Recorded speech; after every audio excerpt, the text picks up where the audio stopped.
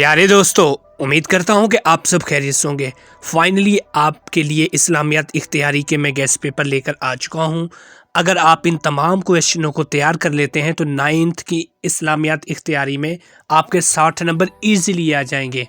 अगर आप इनको अच्छे से तैयार कर लेते हैं तो चैनल को सब्सक्राइब ज़रूर करें ताकि मेरी हर नई वीडियो आपको बआसानी मिल सके।